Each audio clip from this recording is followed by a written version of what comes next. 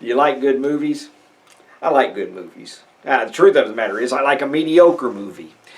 So when I got a chance to take a college level class on the making of great movies, I jumped at it. And it's been great. And quite eye-opening. I never thought about how they use camera angles and sound to tell stories and all of that. It's just been interesting. And I never realized before that westerns, gangster movies, police movies, and even most sci-fi movies are all the same movie. Wizard of Oz, Star Wars, same movie. The actors are wearing different clothes and they ride different horses. They're in different times and different places, but the movie is essentially the same movie. The fact is, there are very few different kinds of movies. And very few themes that interest us. But of all the themes in movies and in literature and in life, good versus evil, that's the theme that seems to resonate in our soul far deeper than most any other. Perhaps it's that we sense that at the heart of the world there's this war being waged, this battle between good and evil. And maybe that's why Revelation means so much to us and captures such fascination from people. Because it's the quintessential battle of good versus evil. It could probably be reworked to make a good Western or a gangster movie. Somebody might take that as a challenge. Yet the thing that makes Revelation different and sets it apart is it's a true story. It's a true story, and the champion for good is Jesus himself. God is the one who comes to vindicate his people and save the day. God is the hero. As we left off the last lecture, the 24 elders before God's throne declare, the time has come.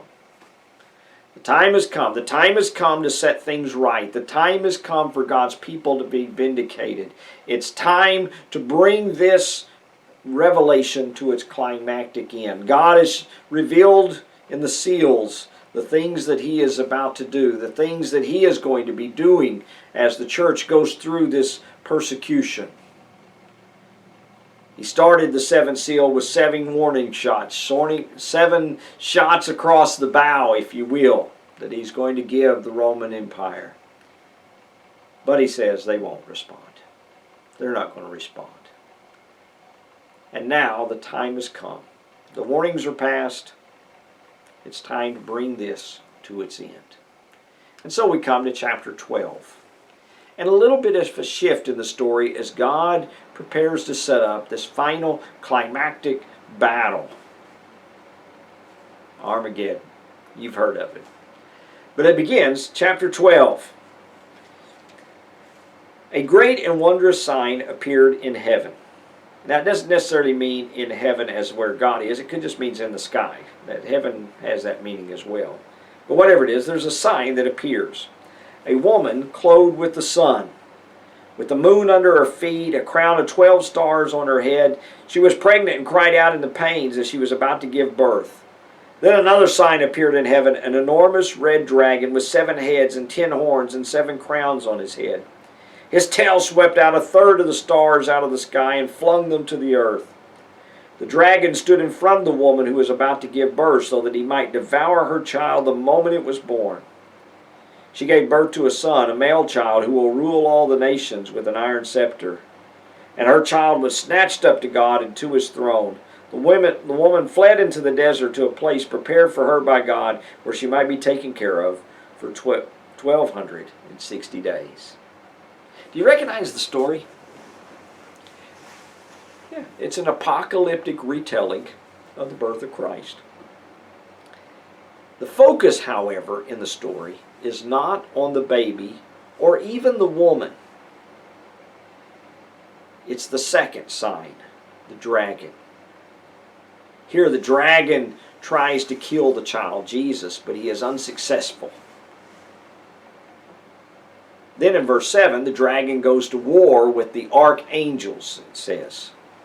Who are the archangels? And maybe it's just meant to be an image of heavenly forces or that sort of thing. But angels means messengers. Archangels are messengers with authority. So maybe it may be the continuation. If the first part of the story is the Gospels, the coming of Christ, perhaps the second part of it is the book of Acts with the apostles and the founding of the church, these messengers with authority who go out to establish the kingdom. Certainly, verse 11 says they overcame him. The archangels overcame the dragon by the blood of the Lamb, by the word of their testimony, and they did not love their lives so much as to shrink from death. Now, certainly that would fit. That would fit the apostles. John, when he writes this, is the only one left. And the others have been martyred. And so the blood of the Lamb, the word of their testimony, they love not their lives so much as to shrink from death. Therefore rejoice, you heavens, and you who dwell in them. But woe to the earth and the sea, because the devil has gone down to you. He is filled with fury, because he knows that his time is short. When the dragon saw that he had been hurled into the earth, he pursued the woman who had given birth to a male child. The woman was given the 2 wings of a great eagle so that she might fly to a place prepared for her in the desert, where she would be taken care of for a time, times, and half a time, out of the serpent's reach. Then from his mouth the serpent spewed water like a river to overtake the woman and sweep her away with the torrent. But the earth helped the woman by opening up its mouth and swallowing the river that the dragon had spewed out of his mouth. Then the dragon was enraged at the woman and went off to make war against the rest of her offspring, those who obey God's commands and hold to the testimony of Jesus. And the dragon stood on the shore of the sea. Now, there's a lot about that story, and it's a good reminder that just because we don't get all the little pieces of the images, we can still get the flow of the story. The dragon tries to kill Jesus, but he is unsuccessful. He goes against the archangels, maybe the apostles, and he's unsuccessful. He goes against the woman again, whatever it is that Mary here represents, but he is unsuccessful. And so, filled with fury, he goes against the rest of her children. Then it tells you, all those who obey God's commands, meaning the recipients of this letter. The faithful of God in Asia Minor are these people that are standing for God. We have just been introduced to the first of the evil beings that are going to take part in this massive final battle. The first of the beings on which God is about to bring judgment.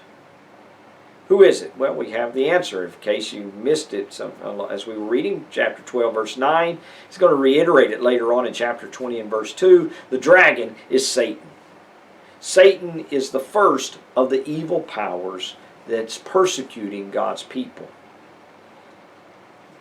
Who is behind all of the suffering at the hands?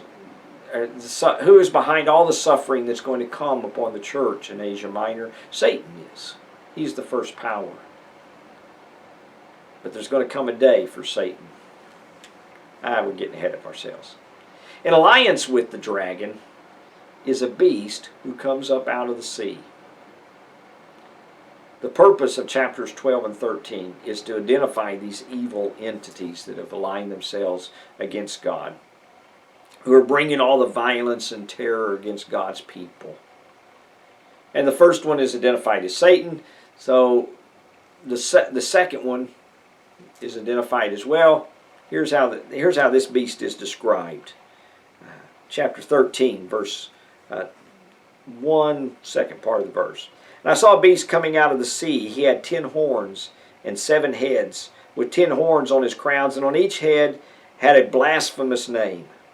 The beast I saw resembled a leopard, but had feet like those of a bear and the mouth like a lion. The dragon gave the beast his power and his throne and great authority. One of the heads of the beast seemed to have had a fatal wound, but the fatal wound had been healed. The whole world was astonished and followed the beast. Men worshiped the dragon because he had given authority to the beast, and they also worshiped the beast and asked, "Who is like the beast? Who can make war against him?" Now, who is this? Who is this? 7 heads, 10 crowns on his head, and each one a blasphemous name. Now, all that flies right by us because we're not familiar with their world, and like I said, these are not symbols like we would use, but they understood them. And it's important to note here that the crown here is not the same crown as mentioned earlier. Remember back in chapter 7 that the victors there have the crown. The crown back in chapter 7 is the Stephanos, the green wreath that's given to the winner of the Olympics, so to speak, of the time. That's the victor's crown. Here it uses a different word. This is the crown that refers to the crown that a ruler uses. It's a symbol of power. 10 horns, 7 crowns on 7 heads. Remember, this is how Satan was described earlier. That whatever you do at this beast, it and Satan are tied together. And they have great power. They have complete power for what they are trying to do. And notice that he says the beast reigns. This second beast reigns. He rules. Why? Because Satan gives him his power. Now I want you to hang on to those 7 heads image for a moment. We're going to come back to it. But the beast here is described, well, he's described like a beast. Bear and leopard and lion. But these are very notable beasts. If you're a Jewish person reading this, then you recognize the beast. This is Daniel 7. When Daniel looks to the future at the empires that are going to rule over God's people and hold them under their thumb. These are the beasts that Daniel sees. And so this beast is a composite of all those nations who rule over God's people. These empires. Now, think already. If you're living in Asia Minor and someone started talking about an empire like the Greeks and the Babylonians and the Persians that had ruled over God's people, whose heads wore blasphemous names and who received power from Satan. If you thought of these of an empire that ruled over God's people, its rulers were blasphemous, and it's Satan gave it its power, who would you think of? If you're one of the people living that John writes this to in Asia Minor, who would you think of? It's Rome. But he goes on. Now the revelation returns to the head. Remember these heads, these 7 heads, king's crown, and a blasphemous name written on each one. And it says one of the heads seemed to have had a fatal wound, but it had been healed. Now what is that about? Well, consider, the Roman Empire starts with Augustus in the minds of the people that's written with this letter. There were rulers before that, but power was really consolidated into a nation under Augustus. And the people of the day of this writing thought of him as having brought in a new world, a new day for the Roman Empire. And worship of the empire, or worship of the emperor, also works its way back to Augustus. So starting with Augustus, you have Augustus, Tiberius, Caligula, Claudius, Nero. Then there's a couple of years unrest in which you have 3 entities who never really consolidated power. And then you have Vespasian, who is ruling at the time, and Titus, number 7, is going to come to the throne in a little while after the writing of the. Who is this in power? In the world of the recipients of this letter, this only can describe Rome as the governing, political, ruling power of the world. The nation whose heavy hand and army boots ruled over the people of Asia Minor. The first beast is Rome, in its political power, in its army, in its courts, and all of those things. But there's one more still to come. Chapter 11 and verse 13, it says, there's a beast that comes up out of the earth now, who looks like a lamb. He has two horns like a lamb, but he speaks like the dragon. Now, what does a lamb represent to them? Well, a lamb represents the temple, worship, religion, spiritual things. But this lamb speaks like the dragon. He speaks of Satan. And so it doesn't take long to figure out this lamb is a false religion. And it begins in verse 12 to talk about that he exercises the authority of the first beast and makes everybody worship the beast. Particularly the head with the fatal wound that had been healed. That things are going to get worse. It's going to be coercive. You can't buy in the marketplace unless you have a mark from the beast. In the day of the writers of this, emperor worship was the state religion of Rome. And it infiltrated everything. Military, the greeting in the street was, Caesar is Lord. The workplace, the marketplace.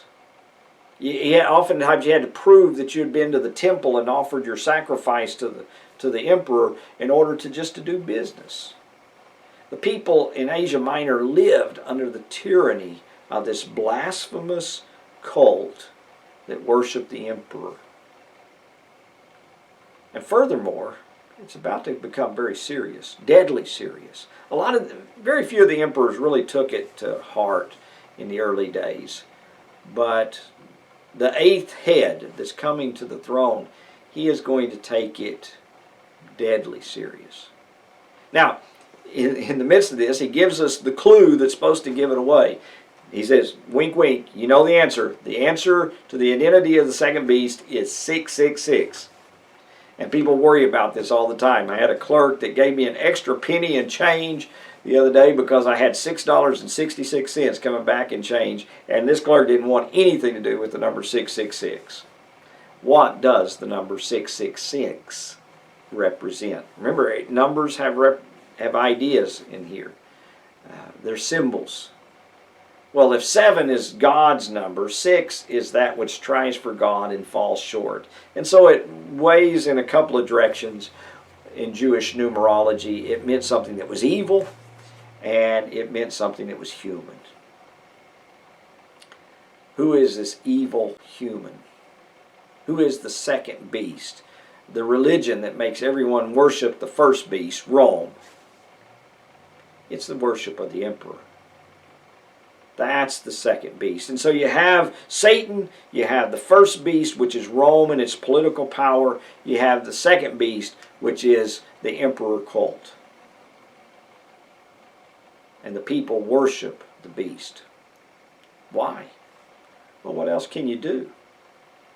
Who has the strength to make war against the Roman government? Against the army? They'll haul you off to court. They'll throw you in prison. You'll be executed. The state religion of the emperor and the worship of the emperor. Satan gives it power. And once again, death is the ultimate cost for standing up against that. Who could possibly stand up against all of this? Is it hopeless? Well, you know the answer to that. The book of Revelation is there to say, no, it's not hopeless. If God is for us, who can be against us? That's what Paul had asked rhetorically. And that's what Revelation is about. But that's next lesson.